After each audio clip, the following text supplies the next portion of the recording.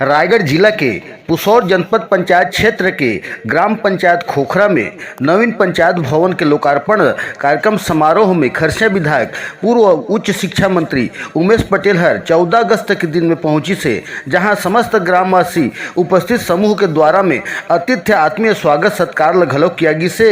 खरसिया विधायक उमेश पटेल के आगमन से छोटे छोटे विद्यार्थी नैनीताल मन स्काउट करताल के ध्वनि से आदर सत्कार घलो करीन है, जहां पूर्व उच्च शिक्षा मंत्री उमेश पटेल व खोखरा सरपंच मकरध्वज कलावती पटेल के द्वारा में श्रीफल नारियल तोड़ करके फीता काट करके नवीन पंचायत भवन के लोकार्पण कर शुभारंभ घलो करीन है, जहां उक्त ठाउर में जनपद सदस्य मनीषा अजय कंवर सहित जनप्रतिनिधिगण गरिमामय उपस्थिति घलो दिखा गई से। जहां मौके में प्राथमिक और माध्यमिक शाला खोखरा के नैनीहाल विद्यार्थी मन स्वागत गीता करके मुख्य अतिथि के आव भगत घलो करीन हवै, जहां नवीन पंचायत भवन खोखरा में ग्रामीण महिला पुरुष विद्यार्थीगण सहित शिक्षक शिक्षिका के गरिमामय वातावरण में उमेश नंद कुमार पटेल हर नवीन पंचायत भवन के सौगात घलो समस्त ग्रामवासी खोखरा ल दिस हवै।